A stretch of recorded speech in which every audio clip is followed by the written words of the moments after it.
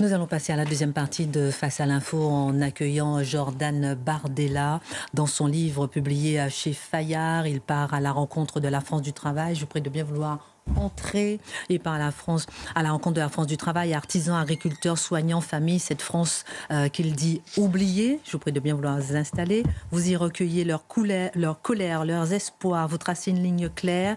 Retrouvez la souveraineté nationale, libérer le travail par un choc fiscal, briser la bureaucratie qui étouffe le pays. Manifeste pour redonner la parole à ceux qui font vivre la France, mais qu'on n'écoute plus. Qu'est-ce qu'il y a dans votre petit gobelet? De l'eau ou bien du café? Il y a de l'eau. Mais... avec beaucoup d'élégance, vous en ramenez un. Mais je crois que nous sommes à l'antenne et que c'est un petit peu tard. On contrôle tout, hein. Ça y est, on est dans l'intelligence Oui, artificielle. je veux Je savoir. ne bois que de l'eau. C'est du whisky? Non, c'est de l'eau. La vraie. On n'a pas recommencé l'interview. Ce sont nos mots d'accueil. D'abord, Jordan Bardella. Merci en tout cas pour votre invitation. C'est un plaisir, un honneur de vous recevoir. Très intéressant. Vous avez vendu combien d'exemplaires pour votre précédent livre? Vous avez reçu plus de 200 000. Vous aviez la gentillesse de me recevoir l'année dernière. J'ai vendu, écoulé, dit-on, près de 230 000 exemplaires pour le premier. Et j'étais le week-end dernier sur les routes de France, à la rencontre des lecteurs et beaucoup de monde qui est venu à notre rencontre, parce que je pense qu'il y a une envie de connaître ce qu'on souhaite faire, de peut-être mieux nous connaître aussi. Et moi, je dis aux Français, lisez-nous et faites-vous une opinion ensuite par vous-même. En tout cas, les Français qui ne seraient pas encore convaincus par le projet que nous portons et par peut-être la capacité qu'on a aujourd'hui d'écouter les Français, qui est peut-être notre singularité. Bon, j'avais pas prévu ça comme question, mais il y a beaucoup de personnes qui m'envoient des messages et qui vous voient en train de signer, qui me disent mais il est incroyable de passer 4h30 comme ça avec 1800 personnes, de faire des photos, que vous êtes lessivé, ça se voit, mais vous souriez encore et que c'est assez... comment vous faites pour tenir? C'est épuisant. C'est la passion qui me fait tenir. Ça, c'est une réponse politique. Non, c'est vrai, parce que vous dites 4h30, mais c'est parfois un peu plus long. L'année dernière, je me rappelle d'une rencontre avec les lecteurs qui a duré près de 6h30 dans le Pas-de-Calais. Et donc, j'aime aller à la rencontre des lecteurs, j'aime passer du temps avec ceux qui sont aujourd'hui, je dirais nos lecteurs, mais peut-être nos électeurs. Et je me suis posé une question très simple avant d'écrire ce livre, c'est qui écoute encore aujourd'hui les Français? Il n'y a plus beaucoup de responsables politiques qui sont capables de prendre le large, d'aller sur les routes de France, de passer du temps avec les Français, de les écouter. Et donc j'ai voulu porter leur voix, porter la voix de cette France du travail, de cette France silencieuse qu'on n'entend plus vraiment et qui vient à ma rencontre. Et je serai ce week-end dans le sud de la France, à Toulon, à Nice, Toulon. à Marseille et puis à Perpignan début de semaine prochaine, là aussi pour passer du temps auprès des Français. On va faire le tour des questions, le tour des mots, c'est-à-dire pour les questions. D'abord, une question d'actualité, Jordan Bardella. Lorsque vous êtes comparé à Hitler en direct sur un plateau de France 5, vous dénoncez une dérive du service public? Vous y voyez une attaque personnelle ou un symptôme du climat médiatique aujourd'hui en France? Je suis stupéfait. Voilà, et je l'ai été encore plus hier en entendant ces mots sur un plateau de télévision. On m'a comparé à Hitler. On m'a comparé Hitler sur le service public, sur une heure de grande écoute, sans que cela ne provoque à minima une contradiction sur le plateau de télévision de la part des autres journalistes qui étaient là dans une forme d'entre-soi, à distribuer les bons, les mauvais points, à classer les gens.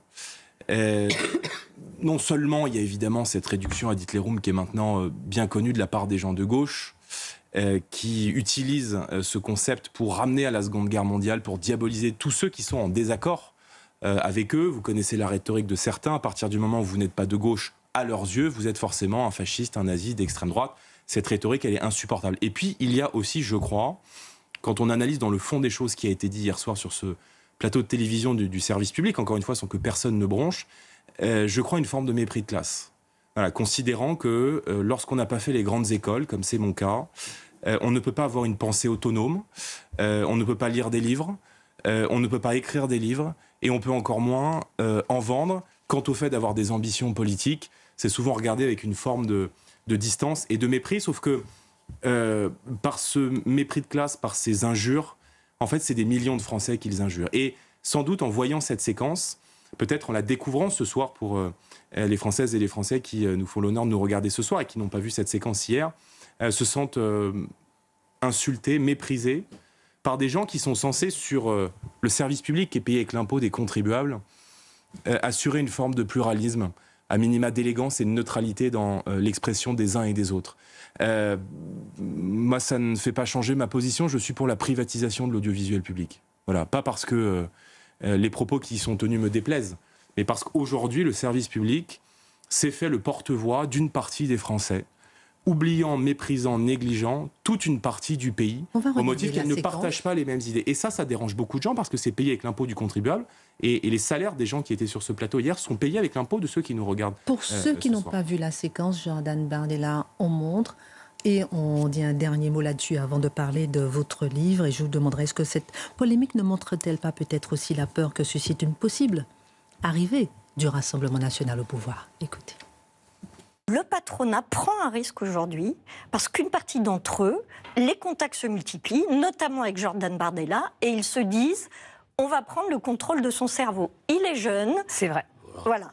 Il est jeune, il n'y connaît rien, on va lui dire ce qu'il faut penser. Donc oui, on va lui donner un programme libéral. C'est ce que Alain Minquet, je le cite, parce qu'il m'a autorisé à le citer, appelle l'effet Von Papen. C'est-à-dire ce risque de dire on va, au nom, comme le disait Dominique et comme le disait Lou, d'une potentielle stabilité, prendre ce risque-là parce qu'on va le contrôler. Pardon d'avoir... Et la question de la reine... Ça va tout à fait dans le sens de ce que je voulais également dire. Hein. Et alors moi, il y a l'effet Von Papen. Je citerai Thiers à propos du prince Louis-Napoléon, disant c'est un crétin, on le mettra par le bout du nez. Et il est devenu Napoléon III, il est resté 18 ans au pouvoir. Oui, parce qu'en plus d'être à leurs yeux la réincarnation d'Hitler, je suis un crétin. Donc les Français jugeront. Voilà, mais il ne faut pas s'étonner aujourd'hui que beaucoup de Français ne se sentent plus entendus, qu'ils ne se sentent plus représentés, qu'ils se sentent encore une fois méprisés, insultés. Et ce discours bien pensant est insupportable. Voilà. Et c'est aussi pour ça d'ailleurs que j'ai voulu faire ce livre, parce que je fais le constat, comme beaucoup de gens, d'une déconnexion totale entre les idées qui sont majoritaires sur les plateaux de télévision à Paris, en tout cas sur certains plateaux de télévision à Paris, et ce que les gens ont au fond du cœur.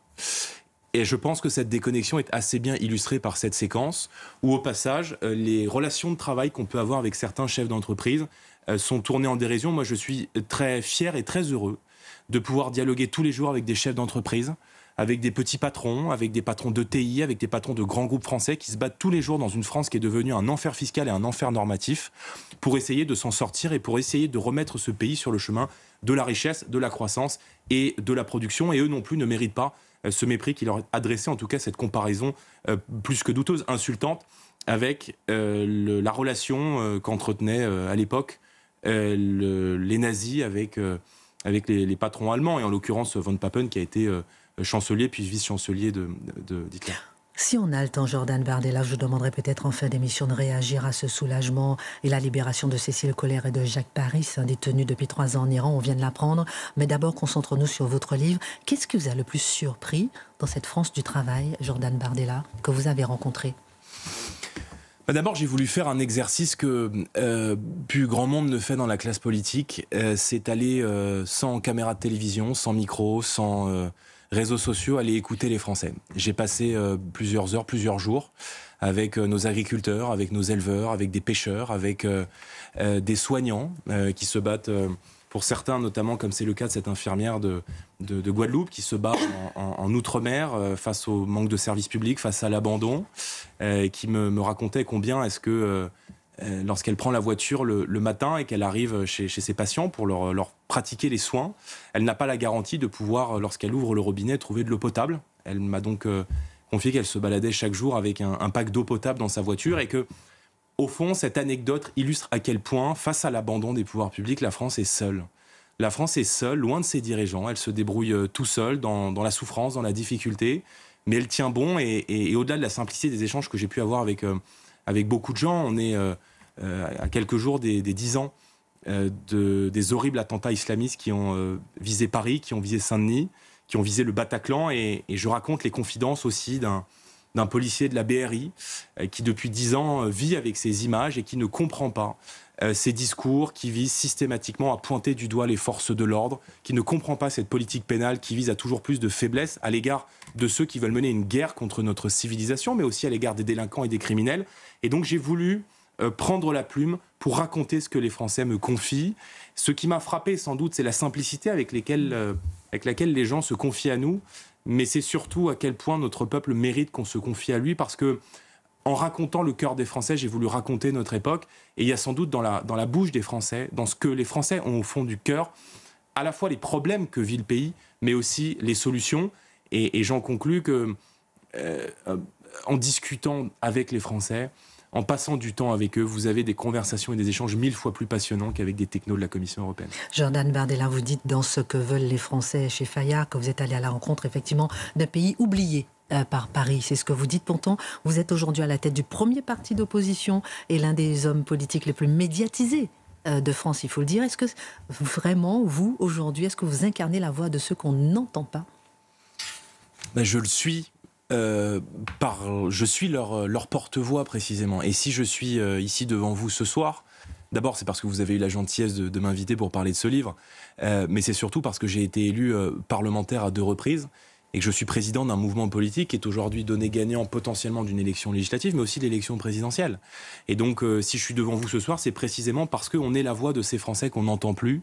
C'est précisément parce qu'il y a des millions de Français qui ont le sentiment que toutes les décisions qui sont prises à Paris sur ces inflations de normes, de taxes, d'impôts, sur cette politique d'immigration qui est menée depuis 30 ans dans notre pays et qui vise à accueillir toujours plus de gens dans un pays qui ne se reconnaît plus lui-même, qui perd son identité, qui perd sa culture, qui perd sa langue, qui perd ses valeurs, qui voit beaucoup de territoires ne plus ressembler à la France que beaucoup de nos compatriotes aiment, eh bien, nous sommes les porte-voix de cette France-là. Et peut-être notre différence avec les autres mouvements politiques, c'est que d'abord, nous n'avons aucune responsabilité dans la situation dans laquelle se trouvent nos compatriotes aujourd'hui, mais parce que le projet qu'on porte, les solutions qu'on apporte, les sentiments qu'on exprime sont aujourd'hui partagés par cette France qui est humble, qui est modeste et qui se lève chaque matin pour aller travailler, qui n'a pas le temps d'aller manifester, qui n'a pas l'argent pour se mettre en retrait de son travail et organiser des mobilisations sociales, qui parfois s'expriment le dimanche lorsqu'il y a une élection, mais qui le lendemain matin doit retourner travailler. Et c'est cette France-là, cette France qui travaille tôt,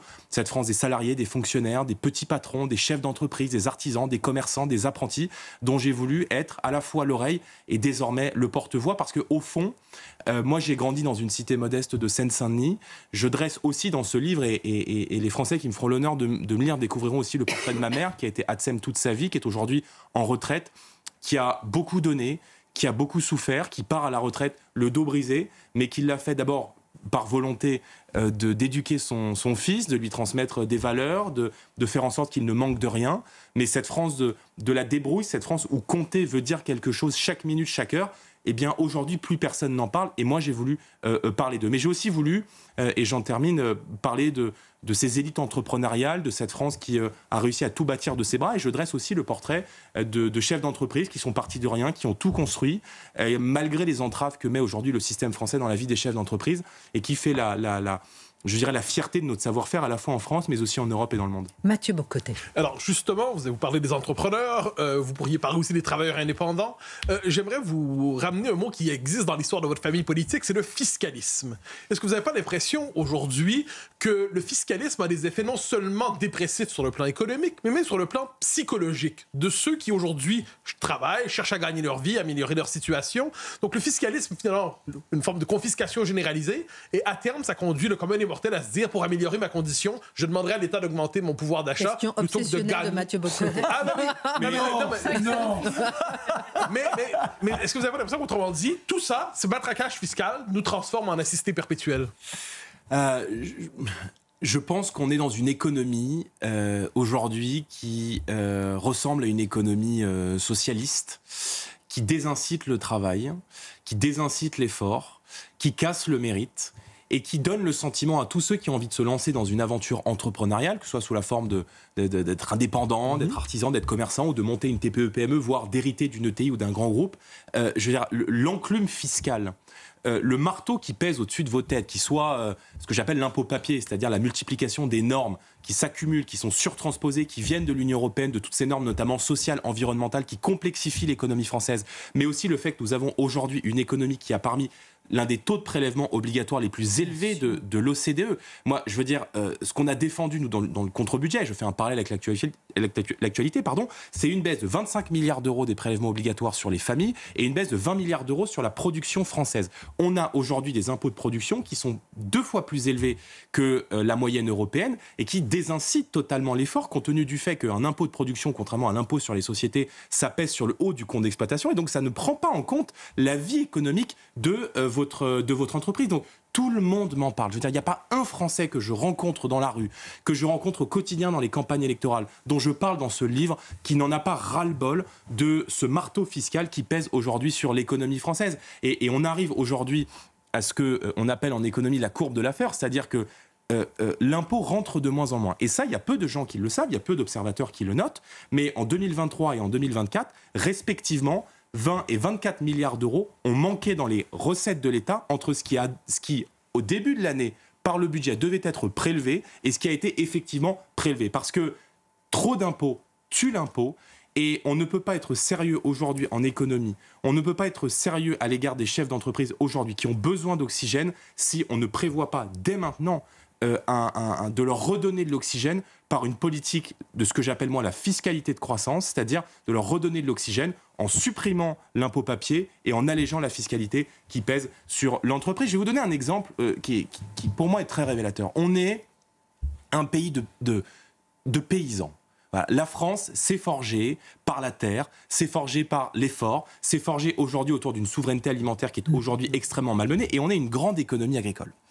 Il y a un agriculteur sur 2 qui, dans les 10 ans, va arriver en retraite. Donc, bien sûr qu'il faut rendre le métier plus attractif pour les jeunes. Mais il faut surtout que nos agriculteurs puissent transmettre ces exploitations. Et la fiscalité qui pèse aujourd'hui sur la transmission est un mur pour beaucoup de chefs d'entreprise et notamment pour beaucoup d'agriculteurs, dans la mesure où l'admirable pacte d'Utrecht qui a été mis en œuvre n'intègre pas la terre. Et moi, si demain je suis à la tête d'un gouvernement, je proposerai que nos agriculteurs puissent transmettre leur exploitation agricole sans fiscalité, à la condition que le jeune qui va reprendre la terre puisse conserver l'exploitation pendant une durée de 10 ans. C'est comme ça qu'on se bat concrètement pour la souveraineté alimentaire du pays. Et ça, je vais vous dire, je l'entends aussi dans la bouche de nos agriculteurs qui se battent pour survivre. Vous connaissez peut-être cette formule qui dit en France, il y a des socialistes de gauche, des socialistes de centre et des socialistes de droite. Globalement, une forme de psychologie socialiste dominante.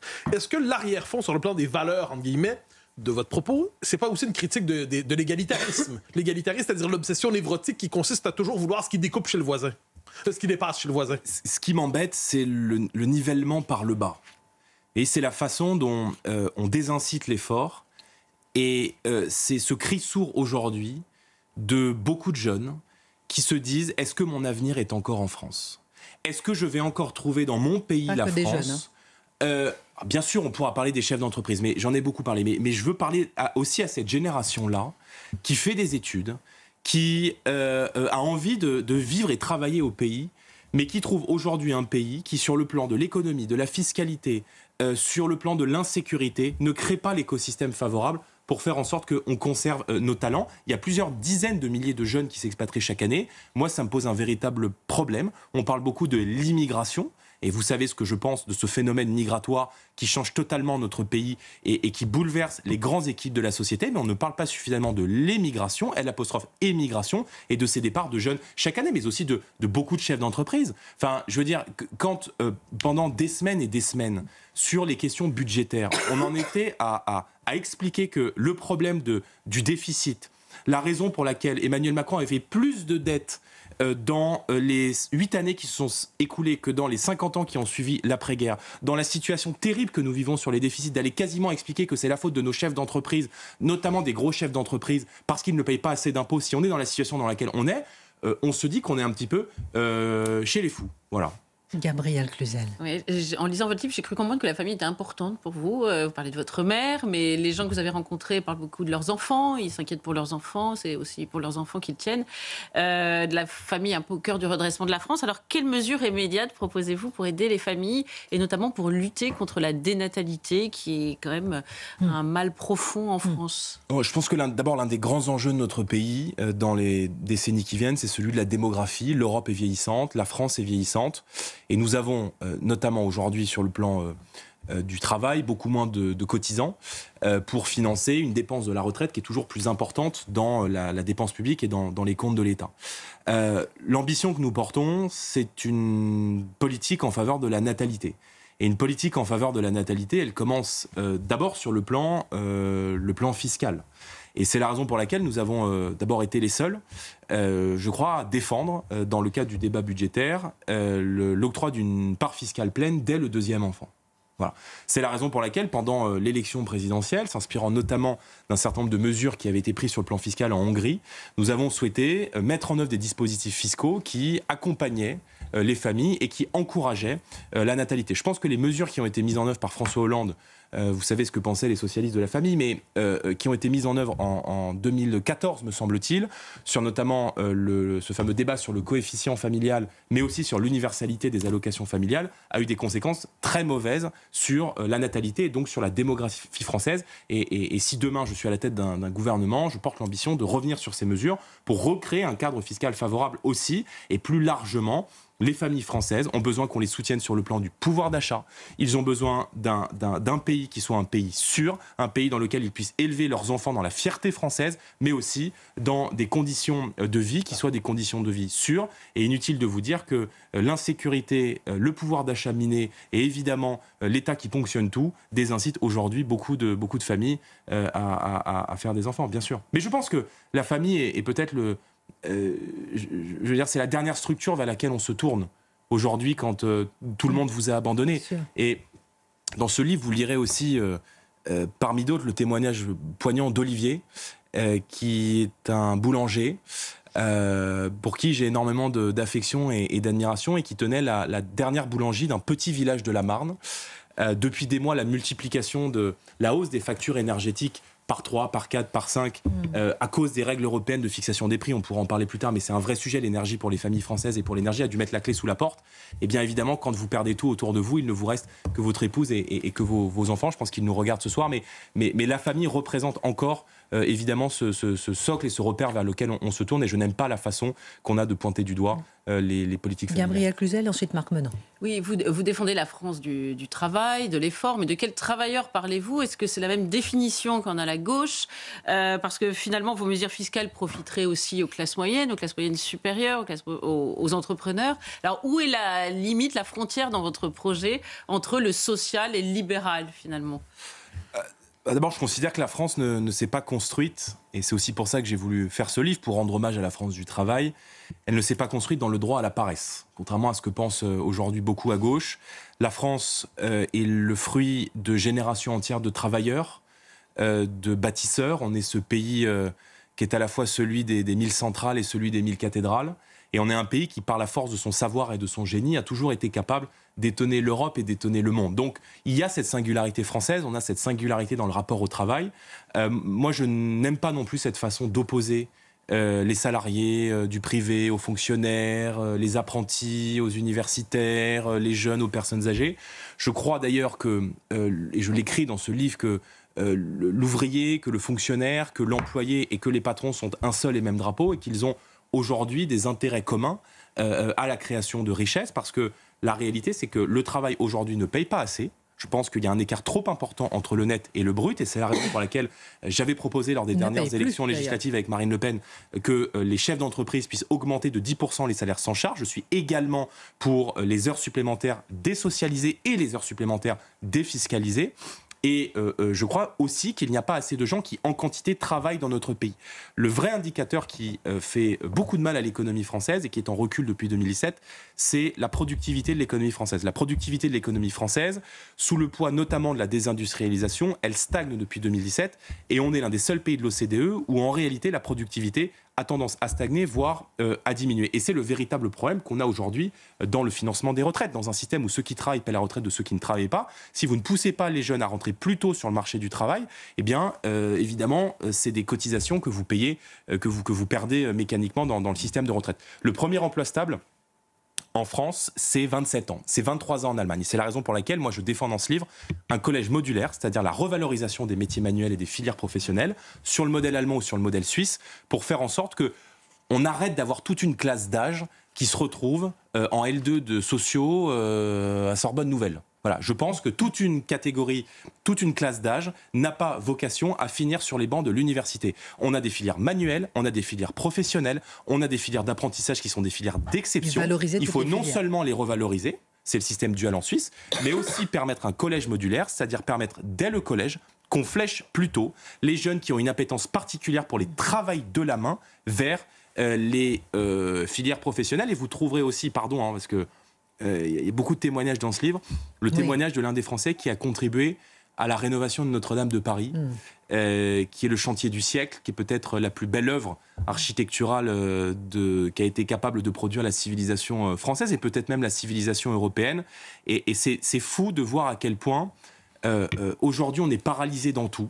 C'est-à-dire, on n'arrive pas à étendre une usine parce qu'il y a une petite plante verte et que vous avez toujours une norme qui va s'appliquer pour empêcher l'extension de l'usine. On n'arrive pas à créer des places de prison parce qu'on nous dit qu'il y a des problèmes urbanistiques, qu'il y a des normes qui empêchent la création de prisons. On s'aperçoit que Notre-Dame, on a été capable, en quelques mois, en quelques années, de faire l'un des plus beaux chantiers qui a été capable de faire le génie humain. Ce qui veut donc dire que quand on veut s'affranchir des normes complètement débiles qui s'appliquent sur l'économie française et sur l'urbanisme notamment, on peut, et c'est pour ça que moi je suis aussi opposé aux ZAN. La fierté française... Pardon, mais vous me demandez des mesures, alors j'essaie de... Non, mais c'est parce qu'on a beaucoup de questions et on veut vraiment tous participer. Vous savez, on est une famille, nous, donc tout le monde veut poser des questions. C'est pour ça que les Français vous aiment. Alors, oui, c'est notre grand-père. Je vous en prie, je prends ma retraite. Mais je resterai là. Alors, la fierté française. Voilà, la fierté française, Notre-Dame. Oui. Mais cette identité-là, qui apparaît, qui effleure largement dans votre livre, le chauffeur de taxi, le militaire, le paysan, je les ai beaucoup aimés ceux-là. Mais tout à l'heure, on a évoqué l'halal.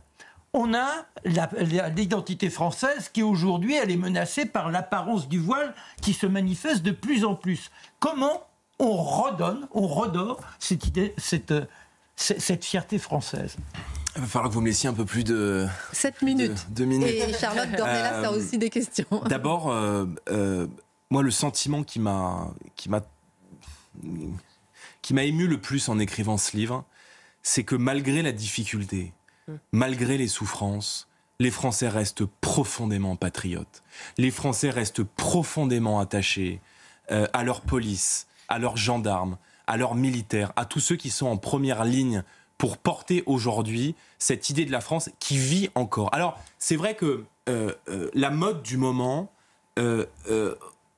vient à déconstruire notre histoire, vient à remettre en cause nos grandes figures historiques, vient à remettre en cause une partie de ce qu'on a été, et aussi sous le coup de boutoir non seulement d'une idéologie gauchiste qui fait beaucoup de mal à la fierté et au roman national, qui vise perpétuellement à réécrire l'histoire de France, mais également à un phénomène d'immigration massive qui bouleverse aujourd'hui, je l'ai dit, les grands équilibres de notre société et qui fait que dans beaucoup de territoires, dont des territoires dans lesquels moi j'ai grandi en Seine-Saint-Denis, fait qu'il y a beaucoup de gens qui ne reconnaissent plus la France et qui ne reconnaissent plus le pays dans lequel ils ont grandi. Donc, moi je pense que la fierté française, on la réhabilite de 3 manières.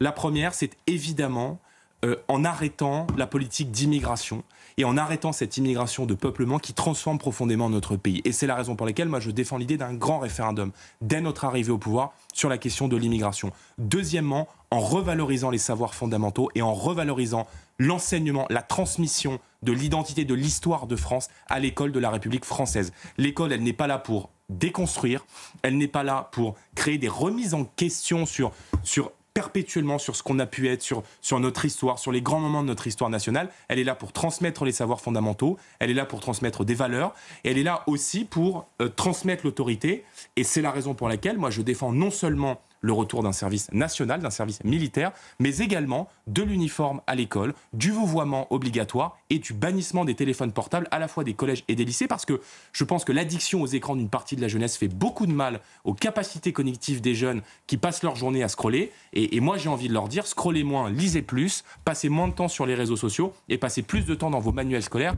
et dans la lecture qui est d'une richesse exceptionnelle, surtout quand on est français. Et troisièmement, en mettant à la tête du pays des gens qui aiment, respectent et considèrent la France.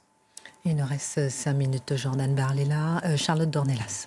Oui, vous avez évoqué tout à l'heure les jeunes qui veulent qui quittent parfois la France, qui veulent la quitter, et il y a aussi beaucoup de moins jeunes, on va dire. Dans votre livre, il y a un peu cette apparente contradiction entre des gens très besogneux au sens très noble du terme, extrêmement attachés à leur pays, et en même temps parfois désespérés, et à la fois qui racontent l'histoire d'une dépossession et qui veulent de la protection. On est un peu entre tous ces sentiments en permanence. Et vous rencontrez forcément des gens qui vous disent est-ce que c'est pas trop tard sur la question économique, sur la question du rapport ou de la soumission à l'Union européenne, sur la question migratoire évidemment, sur la question sécuritaire. Qu'est-ce que vous répondez justement avec votre âge, mais aux jeunes et surtout aux moins jeunes qui n'ont plus la possibilité de partir ou en tout cas moins la vie devant eux? On va dire, qu'est-ce que vous leur répondez à ces gens qui pensent vraiment que c'est trop tard, sincèrement que c'est trop tard? Ce sentiment que vous décrivez très justement, il existe. Et moi, j'ai vu beaucoup de Français touchés à la fois par le doute, mais aussi par la fatalité. Voilà, ça existe. C'est-à-dire qu'il y a aujourd'hui dans notre pays des gens qui se disent mais est-ce que encore au fond on peut changer les choses? Eh bien moi je viens leur dire oui, on peut changer les choses. Voilà, et je viens leur dire ce que vous vivez, c'est la conséquence de choix politiques. Voilà, et précisément le moment que nous vivons est un moment qui est décisif pour notre pays. Pourquoi? Parce que d'abord notre pire ennemi c'est le temps qui passe. Et je ne veux pas moi me réveiller un jour dans un pays et de devoir dire aux enfants que j'aurai plus tard que c'est trop tard. Voilà, moi je refuse cette fatalité-là. Et on se rend compte tout de même que, et c'est là où l'histoire de France nous éclaire comme à chaque fois, que l'histoire de France est un perpétuel affrontement entre des gens qui y ont cru et des gens qui ont acté la fin de la France. Voilà. Et c'est précisément ce que André Malraux appelle la force du non dans l'histoire. Vous voyez, il y a des moments de l'histoire de France où on a su dire non. On a su dire non lors du référendum de 2005 sur la Constitution européenne. On a su dire non lorsque l'armée allemande a envahi notre pays. Et il fallait beaucoup de fougue, beaucoup d'espoir avec les marins de l'île de Sein pour se dire que depuis la France depuis Londres, allait résister et allait encore vivre. Jeanne d'Arc a su dire non. Et elle n'a pas attendu les féministes, elle n'a pas attendu l'égalitarisme pour monter à cheval et pour protéger notre pays face aux assauts du roi d'Angleterre. Donc moi je veux juste dire aux gens qui nous regardent ce soir, moi je ne suis pas là pour vous dire que c'était mieux avant. Voilà, je suis là pour vous dire que ça sera mieux demain. C'est la raison pour laquelle je me bats.